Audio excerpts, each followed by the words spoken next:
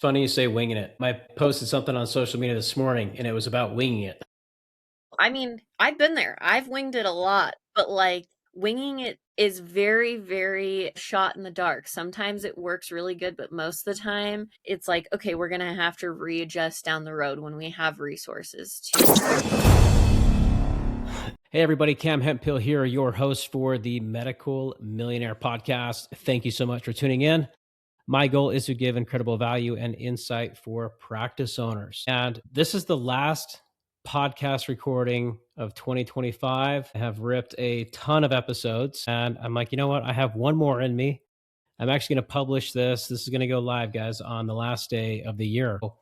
I have a great friend on. She has a incredible background. She is extraordinary when it comes to technology, finance, knowing the industry of aesthetics. I feel like I see her everywhere when I go to conferences. So I want to welcome Skya Jones to the show. Thank you so much for joining. Thank you, Cam. Yeah, this is my favorite podcast to be on. So super excited to be last one of the year, wrap it up, give some good data, help some people plan for 2026, get some data points out there for them. Super excited. Well, hey, I saved the best for last, right? So we got Yep. to finish strong. Hey, you had me on your show, and I flew out to LA from Florida. That was a wonderful experience, and so I want to thank you and the entire team at Boulevard for putting that together. That was an awesome experience, and well received. So thank you for that. Yeah, thank you for coming on. It was such a fun episode, and I feel like, it gives so much back to the community, and that's I think what we're both passionate about is like how can we get education out to the different business owners that we work with, and definitely they love it. So hopefully more to come with Boulevard's podcast and many more to come with your podcast. Of course, of course. I mean, the industry's hungry for it. We're very used to seeing clinical advancement, clinical continuous education, and the business aspect has fallen behind. I feel like we are catching up. I do see a lot of people taking a push into the entrepreneurial side, the mindset side, the revenue side, the KPIs. We're hearing it more and more, right? It's becoming more common to see this at conferences. Before we just jump in, tell us more about Skya, who you are, how long you've been in aesthetics, what drives you, your role at Boulevard. I look at you as a key opinion leader. I see you everywhere, and you truly know your stuff. And every time we talk, it's whether it's business or personal related. I always enjoy your company, and I've always shocked about how much you know in the industry. So give us a little bit of insight there. Yeah, yeah. So I have been in the medical aesthetic space for almost a decade now. So really my entire career has been in this space in some facet. I started out very young as a front desk coordinator at a med spa and absolutely fell in love with really the business side of things. I think naturally I happen to excel with the selling part of it. So I always achieved very well in terms of selling retail products and upselling services and memberships. And I had a few great business owners that I learned from and kind of picked on of this worked well at this practice. I'm going to bring this into the next practice I work at. And kind of over time, I was able to get a really full ecosystem view of what does a great med spa run with and what makes it work well on the inner operation side of things.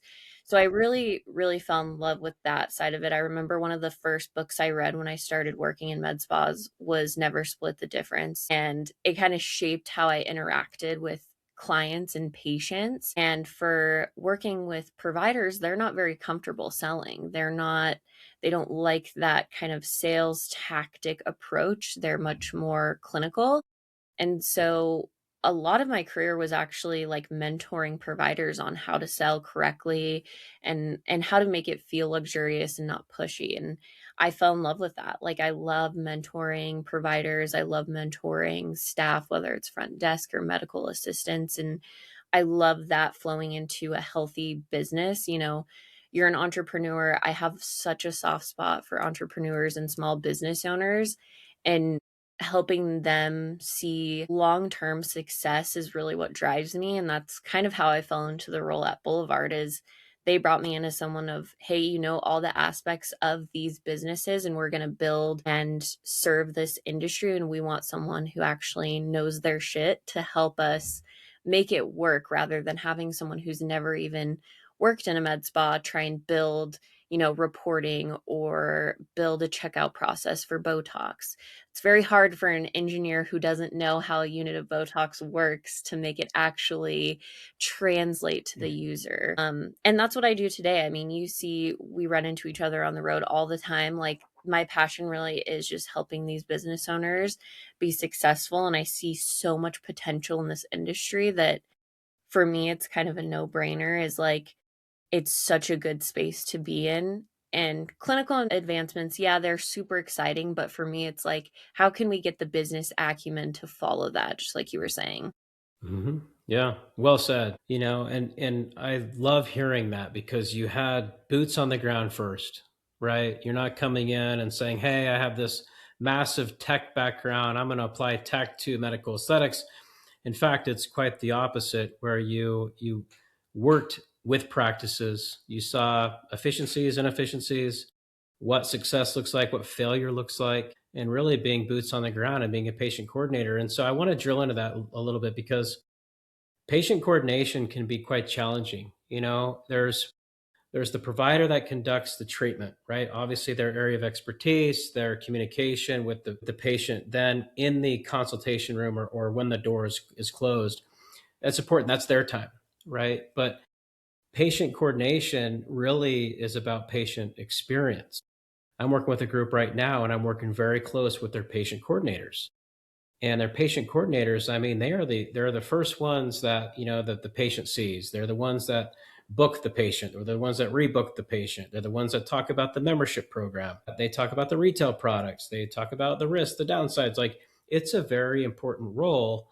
And to your point, I don't know how an engineer, and I would like to see the data points on how many engineers have actually been to a med spa, right? It's probably quite low. It's pretty low. I'm going to say it's probably pretty lower than like general population.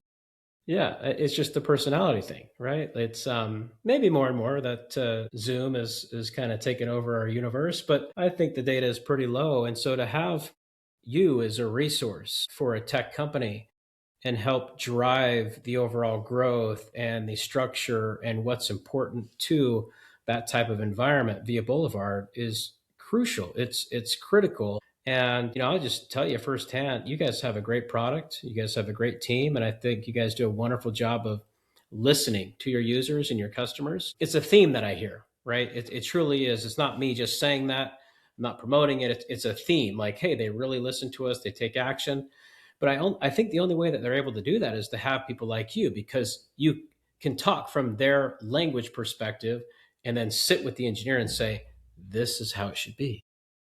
Yeah, and honestly, I tell people I never expected to work in tech. I'm not a tech person by nature. I quite literally use platforms in the med spa with the knowledge that I had, like, hey, I'm going to use this because this is what the manager before me used, and if I don't like it, I'll find something else. But like, before Boulevard, I was like, yeah, I can connect my phone to some AirPods, but don't ask me to do anything crazy.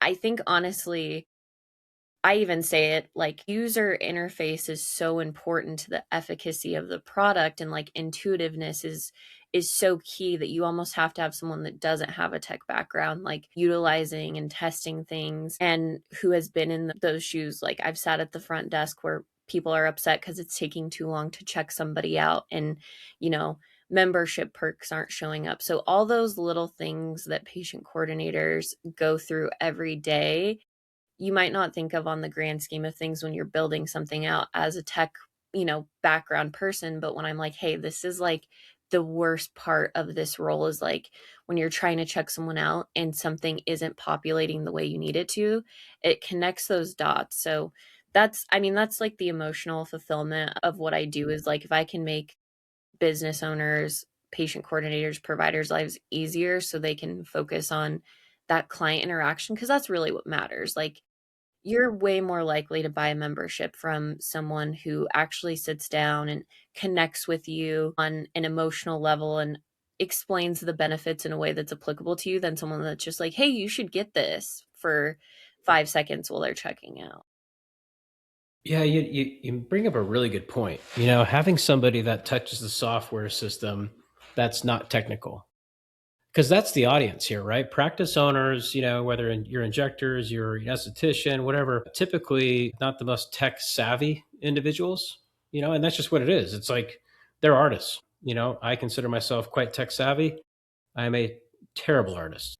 Just I should be better, but I'm not, and that's just who we are. And so you bring up a great point because these are the individuals that actually touch the product, right? And imagine this patient experience going through. You have this great, not sales pitch, but educational process of why you should sign up for our membership. And then you go to put them in the system and it's clunky, it's slow, something's not working, you can't figure it out.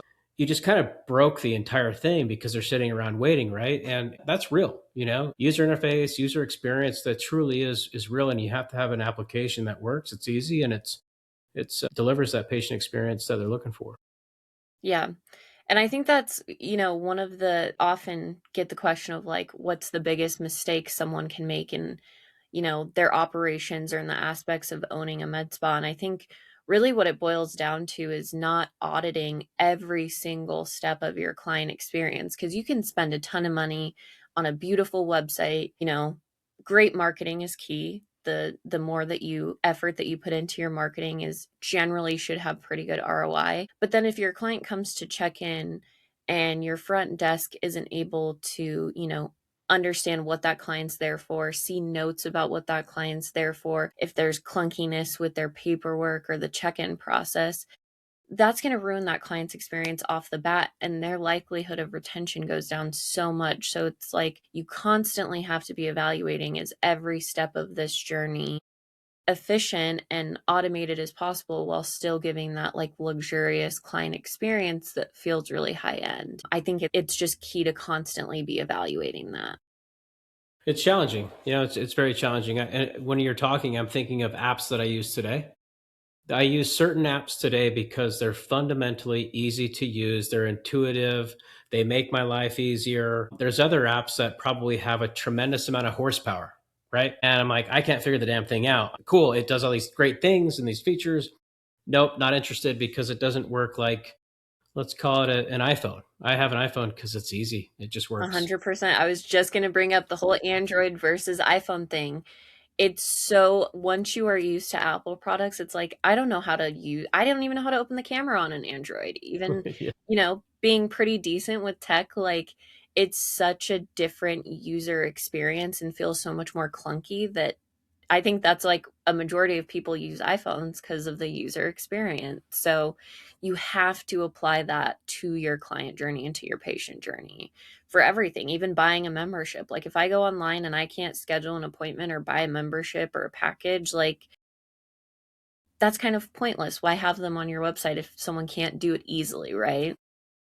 Yeah, and you guys have done a good job of that, right? And that kind of brings up the question that I have for you is when you look at an overall tech stack and how you apply it to a medical aesthetics practice. For one, front-facing website, you got to have an EMR, it's got to connect memberships. There's all these offerings, right? How do you bundle services, products, retail sales? How do you pay commissions? How do you run reports? Like there's a lot going on. And I think some people look at, through the lens of social media and medical aesthetics and it's pretty and it's beauty and I want to be a part of it. It's a real business. It requires real tech. It requires real marketing. So, from your perspective, what is a tech stack really? What is that to you from Skya that completes the patient journey from start to finish? Yeah, I mean, honestly, this has been an underserved market in terms of technology. Like there are very few tech companies that have had med spas specifically at the forefront. When I started 10 years ago, was using EMRs that were still server based and you couldn't even have it at home. You had to like have everything physically on a server and online booking was not even a concept that most businesses could can think of, So I think now really it's you have to have things that automate for your business. Online booking, is obviously a must have. No one wants to call the book, and you need online booking that optimizes your schedule. So if my online booking isn't increasing my utilization and my revenue per hour, that's a loss to me as a business owner. So obviously I'm a bit biased in saying that Boulevard is the best in terms of for med spas because it's, I've had hands in it for 4 years now, so there are certain features that I'm very very I would say biased towards, precision scheduling being one of them. But having something that automates from the scheduling point of view, from the point of sale, you know, and then really what you need outside of that is supplemental to like marketing. So if you want, you know, lead management, Facebook and Meta ads, like that sort of thing, we have a lot of very beautiful APIs that things can plug into so you can kind of build off of that. But I think Boulevard is a really good starting point, and if you're going just basics, you got to have online booking. I agree. I've taken the time to evaluate all the tech out there. That's what I've done for so long. I'm an early adopter. I look at tech. I get my hands dirty. I've touched just about every EMR out there that a med spa has used in my career, and some, there some I would steer away from just because they don't have the horsepower. Are great for like maybe a smaller type of practice environment, But I'll give you an example. I'm working with a practice right now out of Maple Grove, Minnesota. Great practice, just wonderful brand, great group of gals, very talented. They have it going on. And when I came in, I mean, one of the tasks that I looked at was like, okay, what is the tech stack? What's the environment? What's the patient experience?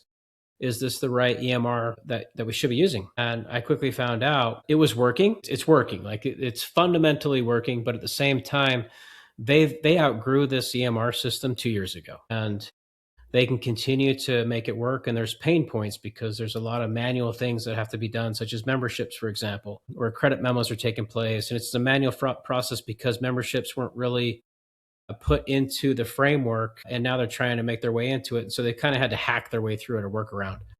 That's been a big issue. Reporting is extremely limited. Online booking, I would say, is okay. And so when you're looking to scale the practice, I think sometimes practice owners get into this mindset of, hey, I know that this isn't the end all be all software system. It worked for when we were born, when we started our company. We know we've outgrown it, but oh my gosh, does that sound so scary to migrate? The patient records are in there, the charting is in there, the online booking history. What about the online or the future booking? How does all that work? And I've had the opportunity to really get my hands dirty with Boulevard actually, and I've taken them through this migration and implementation. And I have to say, when I've evaluated the software programs for, hey, which one makes the most sense for this brand, and I'm just saying this candidly, transparently, Boulevard checked the most boxes. When I look at the practice today, when I look at it and I have to look at it in 5 years from now, what's going to be the best path? Yep. And some of the biggest pain points was online booking, was bundling, was retail products, was memberships, was huge, absolutely huge. Like it's so manual and it takes up hours of the manager's time. And so when you're evaluating things, it's like, where can I save time, deploy tech and save time? And my thesis was correct to deploy this solution. And I mean, they're super excited about it. It's scary, right? Because they've been on this other platform for years and they have to retrain the providers and go through the whole thing. But it's worth it because if you run the analysis of time saved, patient experience, efficiency, the reporting metrics you need to see, the benchmarks, it's a no-brainer. It's a must-do project. And I think when people are looking and going into 2026, if you're not on the right system or curious or wondering, I think now's a really good time to evaluate. Yeah, 100%. I always say it's like moving. No one enjoys moving. It's not a fun process, but why do we do it? For a better quality of life, for a better living situation. And it's so exciting once you get all your stuff organized in your house and you're finally settled.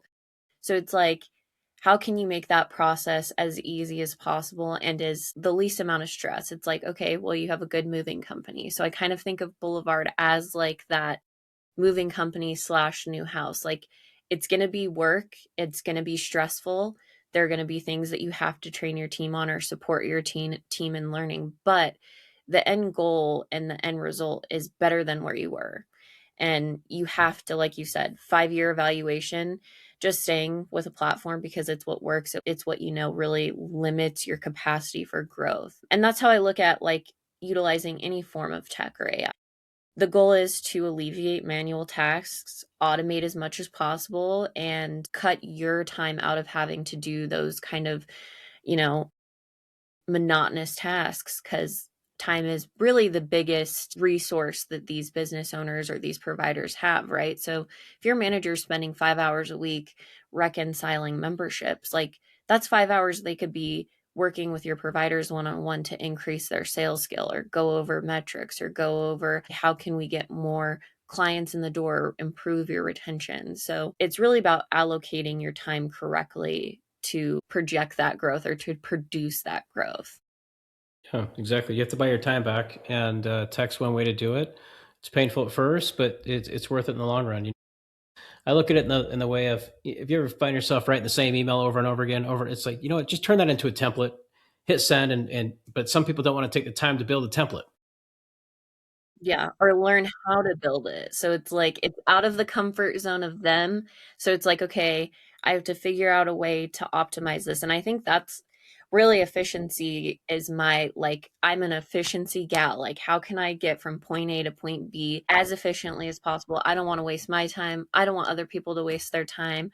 So it's like, yeah, I could probably do it manually, but if I can have tech do it for me or tech do something for my team, I'm gonna have that happen 100% of the time. Yeah, absolutely. And so before we segue, I get, when I look at the landscape of tech in the industry, and I don't want to make this whole conversation around tech. So, but still, it's important.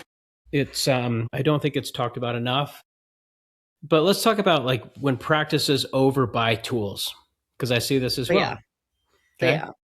Yeah. So, what are your thoughts on that? Right? Because there's fragmentation, there's tools, there's tech, there's all sorts of stuff. But they overbuy. They get the shiny object at the conference or something. Yeah, I'll say this is one of the banes of my existence in the industry is like this applies to everything from products to devices to tech. You get sold this idea of like, hey, this is gonna make your life so much better and easier and make you so much money. But the actual application of it isn't there. So it's, people are buying photography tools, they're buying separated marketing platforms, they're buying separate text platforms, and nothing speaks to each other. So it's like you have clients texting in, but your front desk forgets to check your text platform and they're missing them. You have, a CRM that's not integrated into your EMR that isn't giving the freshest data in terms of who's converted. So I think really you have to trim the fat per se. If something isn't delivering exponential revenue growth or your business is dependent on, and you can do it in a system that is, cut that extra system out. You don't need to pay the monthly fee for it. It's honestly, I've had so many systems that I'm like, we don't really need this. Like we can do before and afters in our regular scheduling tool, and I don't need this whole unintegrated photo platform to do so. So that's a huge thing is like don't overbuy. I say this with devices too. One of my like biggest recommendations to practices is do not buy a new device until you have completely ran through every scenario of if it doesn't sell well for the first 3 months, how are you going to make those payments? How are you going to pay it off within the set amount of months with no interest? Because if you start paying interest, your ROI is done, right? So I'm very, very thoughtful with when I'm bringing on something. I recommend people do super thorough demos and walkthroughs of everything, whether it's a platform or a device. Like have multiple meetings. Do not purchase anything on a whim. Make sure it is checking all of the boxes of what you need and set up a plan for launching that successfully in the practice, whether it's an internal tool that only your team will be using, or if it's a tool that actually touches clients like a treatment or device, whatever it may be. I think the idea of spending a substantial amount of money on something and it's sitting and not being used is just such a waste that you have to cut that out. I would bet that if you did a survey of the entire industry and asked them, the tech that they're using versus not using versus maybe half using, the numbers would be astounding. It's just astounding. You have so much overlap. There is a shiny new widget you could put on your site. People can use it, but it doesn't integrate. But they've heard great things from another company and they don't take the time to do the diligence, right? And so, audience, I want you guys to stay with me on this point right here and to build on what Skya is saying is overbuying tech is real. It costs you money because typically these are monthly fees. But if it's not well integrated and if you're not going to take the time to do the due diligence and demo, and not just pass it off to the office manager, not just pass it off to the patient coordinator. Like you need to be involved. If you're the practice owner, if your name is on that LLC and your name's on that bank account and you file that tax return, like know what systems you have, or your office manager like better be better than you at them and then delegate them to that person. But you should do a full analysis. It's like buying I don't even want to say buying a car because I think most people just go for like, make, model, color. It should be a full analysis of like you are truly vetting to purchase. I mean, make it as important as buying a home. Make it as important as where you would pick your practice to be in terms of location. Like it truly is that important. 100%. And I think the entrepreneurial spirit is great, but I think sometimes people get excited and they'll decide to do something on a whim. And sometimes it works out, sometimes it doesn't. I have found that success in this industry is very tied to the amount of effort and diligence that people put into their practice. The people that are reading clinical studies on products before they bring them on versus just the one that's like, hey, I'm friends with my rep and they said to try this, so I signed up for it. And now my patients aren't loving it and I have all of this product or I have this device. Same exact thing with tech. Like, and 100%, I see so often where business owners are like, oh, I don't need to see the demo. Just my manager will handle it or my front desk coordinator will handle it. It's like, learn what you need to know and questions that you need to ask and be a part of the process, because if you're hands off just letting your business run, what happens when that person leaves? What happens when that person goes on maternity leave or whatever it may be? It's a shit show. And I've been there before. Like, you have to know what's going on and be pretty much in the pulse of your business 24/7. And it's like having a child. It's a huge labor of love. But if you give it that effort, I think it's very, very strongly related to the ROI you will see. Yeah, you make a good point, in terms of that person may leave, go on maternity leave. I would build an SOP, So one of the things I did at my company when I grew it was I realized very quickly I couldn't train everybody to be me one on one. I didn't have the time, and we were hiring like crazy. And I think in this environment, this aesthetics environment, you have turnover in the front desk, you have turnover in patient coordination. You may have a blowout with your partner or whatever. I've basically seen everything at this point, but build an SOP. So, and what I mean by that is, and here's an easy way to build an SOP because they're boring to build. It's not fun. Use Loom. I am a massive Loom fan. I'm a Loom fanatic. In fact, they send me like a report once a month. Here's how much time you save. Kind of geek out on it, but it's like a recording software, you guys. It's you just go to Google Chrome or whatever, hit a button to record your screen, and have your front desk or patient coordinator record every single thing that they do on that EMR, from how you book, how to run a report, and then have them break those down into videos and put it into a file repository, put it into a Google Sheet, a Google Doc, whatever it is. So then when you hire your next person or someone leaves, you have a systematic flow of like, hey, here's how you get trained, right? You don't have to actually go and take the time to train them. I can't stress how important that is. We took it as far as building an LMS platform, and then it would deploy a quiz at the end, and they had to get a certain percentage in order to join the team. But it helped us a lot. It helped us tremendously and saved us a ton of time. Yeah, you have to have that consistency and quality too, because if you have someone who's stellar at the front desk, knows how to convert when someone calls in and is like, "Hey, how much is Botox?" Having someone who can have that thoughtful conversation of converting them to get them in the door for a consult or for an injectables appointment, rather than just saying, oh, we charge $14 a unit, and then being like, okay, I'm going to call the next place. I did the same thing back in the good old days of paper and actual binders, I had a full script of what I would want the front desk to say if someone called to price check, if someone called to, you know, ask for last minute availability or things, any situation. And now with tech, it's so much more streamlined.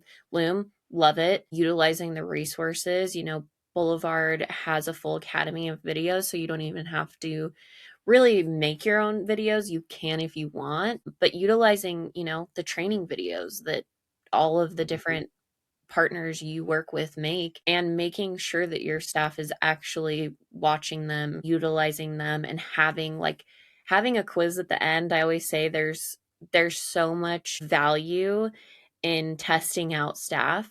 I would have secret shoppers call. I would always do the secret shopper because I knew they knew my voice, so I couldn't secret shop. So I'd have people like my friends call, and I'd be like, yeah, we had someone call in earlier and ask about the price of Botox, and you just told them right on the phone. You didn't get their name, their phone number, anything like that. So now they're just a lead lost, right? So doing those like quality assurance checks are so key. Wow, I love that. It's important. I mean, the scripts. It may sound like, oh, I'm not going to create a call script or a sales script. It's you better. You better take it serious, because I can tell you right now, if you're spending a lot of money on marketing and those phone calls are taking place, those leads are coming in, and you have somebody that's not getting to them very fast, you have somebody that's saying the wrong thing on the phone, it becomes extremely expensive. And the job of that person answering that phone is to convert a booking. That's their job.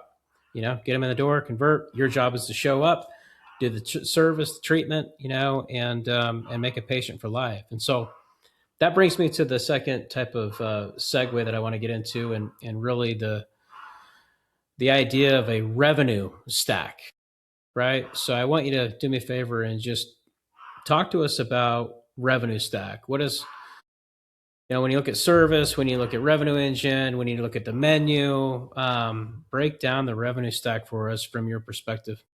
Yeah, so this is something I super nerd out on because I think that your service menu is really one of the most valuable things that you can curate as a business owner, right? So we look at, injectables, that's our bread and butter of this industry. It's what people know. Botox is a household name, and it's easy to get people in the door for injectables. It's easy to market. People are looking for it, they're calling for it. So I kind of think of that as like my anchor, my like, the building blocks for the service menu.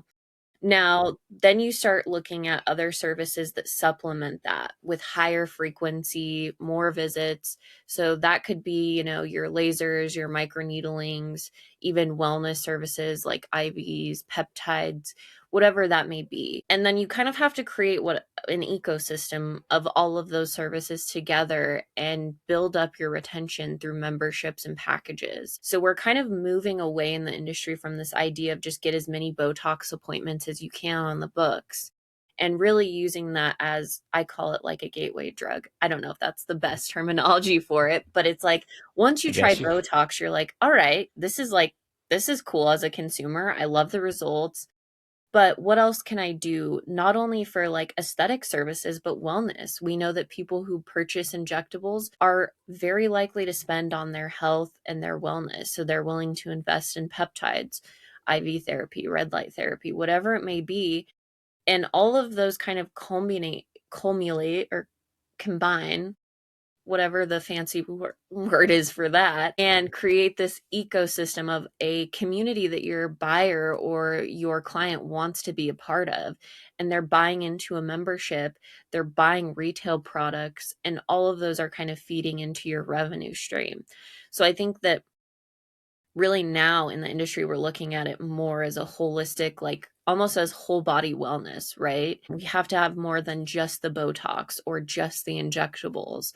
We have to have a membership or a package and other services to support clients coming in more frequently. Yeah, I mean, it's definitely, historically been an injectable type of world. I mean, I still see today where there's so many practices out there.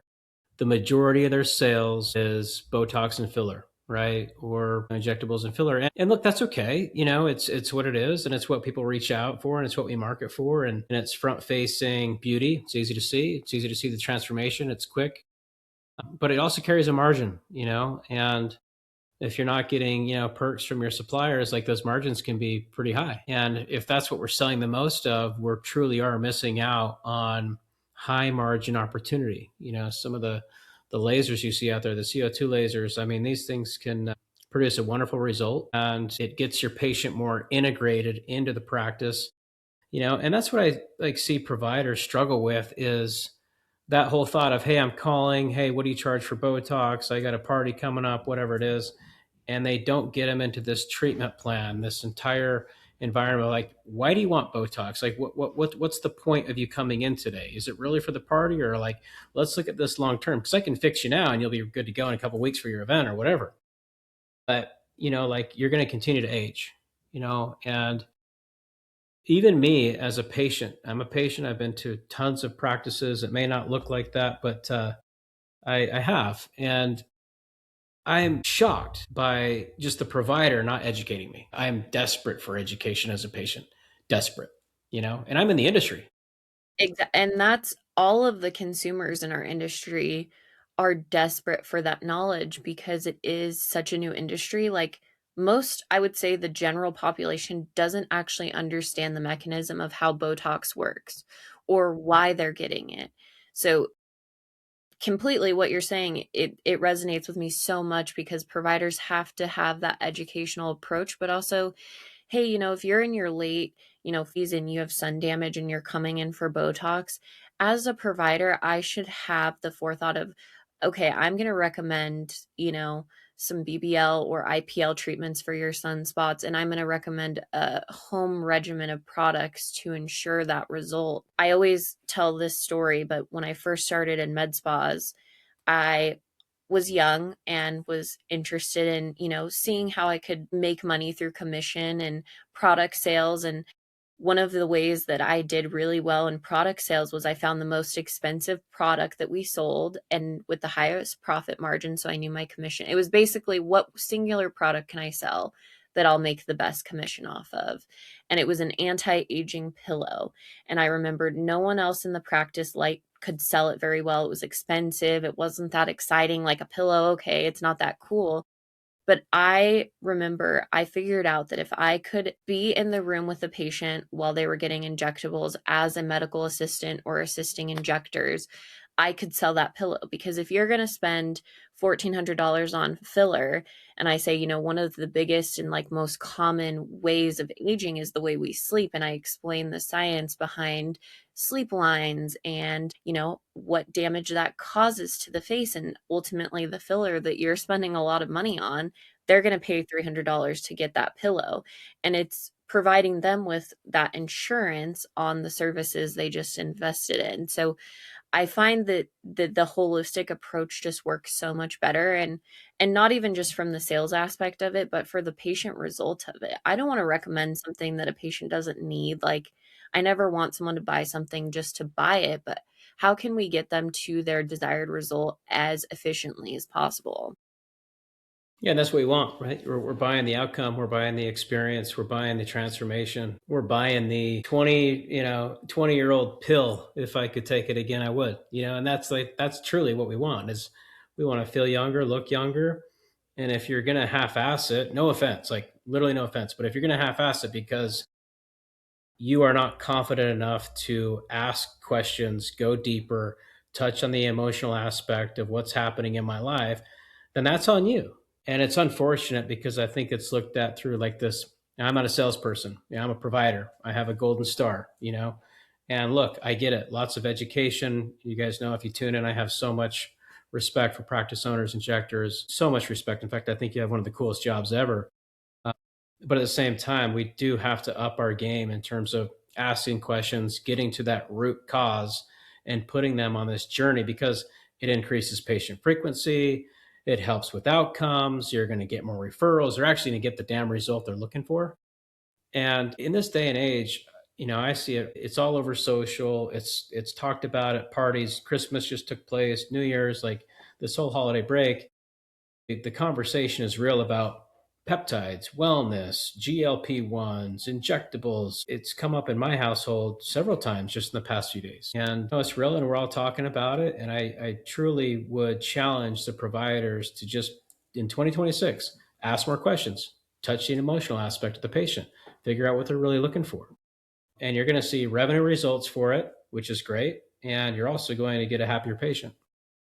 Yeah, 100%. I think, I would never say that I am a salesperson at heart. I like to say that I'm an educator, but I generally thrive in a sales position when I was in med spas because I would learn every single thing about a service, about a product, and I would figure out how to take that applicable knowledge and speak to the patient on their level, what they're needing.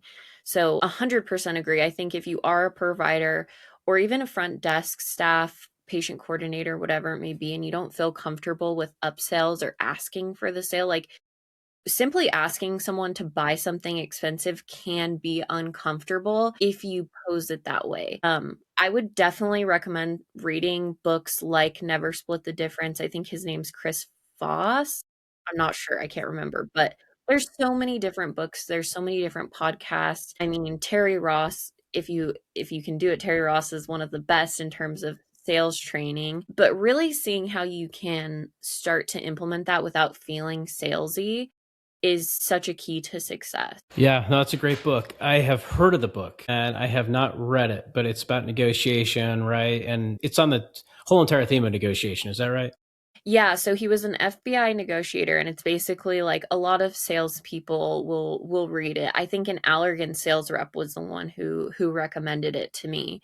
And if you don't want to read it, like if you're a busy provider or whatever it may be, chat into Chat GPT and ask for a high level overview, like get the cliff notes of it, and you can get the important stuff out. If you're not a reader, like get the overview of it. And I think the biggest thing is understanding the psychological triggers with sales of like, how can you meet your clients where they're at and ask for a sale without it feeling like a used car salesman vibe of like, hey, spend 20 grand on this and it's going to be awesome and you're going to love it, and feeling that uncomfortableness and making it more of like, okay, how can you deliver the client to what they need, but on their level? Mm-hmm. I like that. And it's so true. I think even when you look at it through the lens of discounting, we're running a special, we're discounting, here's our promos. It just comes off as cheeseball Charlie salesperson. That's what I've always called it. Yep.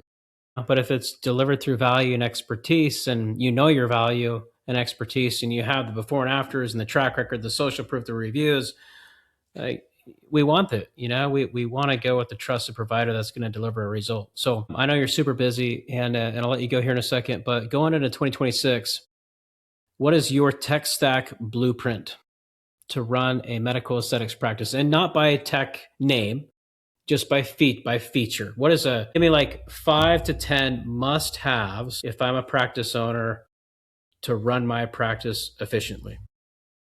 Yeah. I mean, automation, automation, automation. You're going to hear that from me a lot. We have the ability to automate. So, as much as you can automate for your team through online booking, automations of intakes, consents, if my front desk is sitting and spending time sending out forms, that's so easy. I don't want a human doing that. Automating things like, you know, marketing flows. So if I have a client buy Botox or fillers and let's say they don't ever try any other service, I want an automation going out to them, starting to get them to think about other services. I don't need them to buy that other service from that email, but it takes 7 touches sometimes they say. So if they're seeing about it in their email of, oh, here's this new service at this med spa I go to, and then they come in and the provider's bringing it up, it's that kind of reassurance of, oh yeah, I did hear about that, let me learn more about it. So automation is definitely key. I'm really big,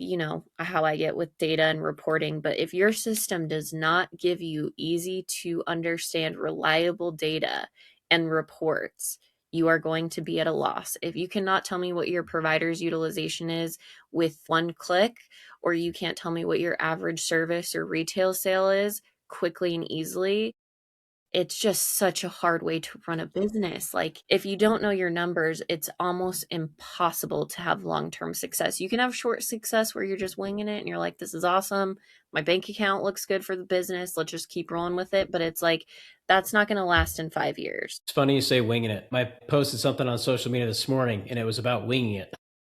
I mean, I've been there. I've winged it a lot, but like winging it is very, very shot in the dark. Sometimes it works really good, but most of the time it's like, okay, we're going to have to readjust down the road when we have resources too. And so I think, analyzing the wins from winging it is great, but like you have to have a process, SOPs. You can't just be like, all right, my front desk is just going to run itself. They all know what they're supposed to do and I'm going to check out, and if they need me, they'll come get me. It's like, no, you have to have a process in place. So definitely no winging it, especially with your data. If you can't tell me your numbers, it's probably not going to go good long term. And then I think just even the basics of like, inventory levels. I get on calls with med spas all the time. They'll be like, well, I don't track inventory. I'm like, well, how do you know what your average cost per unit is?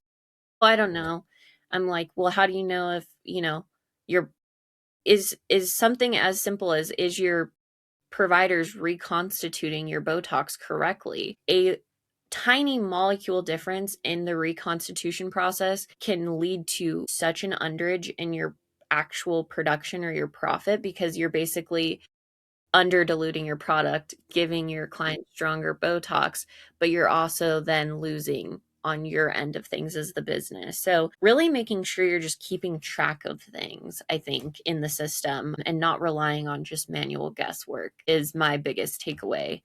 Trying to think of anything else tech wise. I think too, analyzing what the user experience is like as a client is something that a lot of people miss out on. Like, go through your booking flow as a client. Go through like your purchase process as a client. Use your website as a client. There's so many people that are like, "Oh, I haven't clicked on that before." It's like, "Well, it opens up a broken link, or it does this or it does that." Like, really put yourself in the client's shoes and evaluate that. Like, audit it, pick it Mhm. apart, see what you can improve, A/B test. You know, we talk about it with marketing all the time. Like, you have to have someone who's an expert in it that's like giving you guidance on it. You can't just like throw it out into the wind and hope that your email campaigns do well. Yeah, test it, go through it, click on it. I mean, especially if you're changing websites, right? Changing systems, hiring different people, take the downtime. I talk a lot about waking up early, and that's a really good time to work on the business instead of be inside the business. And I know as providers, I mean, shoot, you're in the business a lot. So it's a hard role. It's a very challenging role, especially if you're, delivering 15 to 20 patients a day. Obviously, you're busy, you're making money, but at the same time, you're married, you got kids, it's hard to keep up, right? And so take the time to truly work on your business. And if you're the owner, I mean, time to do it. You absolutely have to. It's absolutely critical. Well, I'll leave it at that.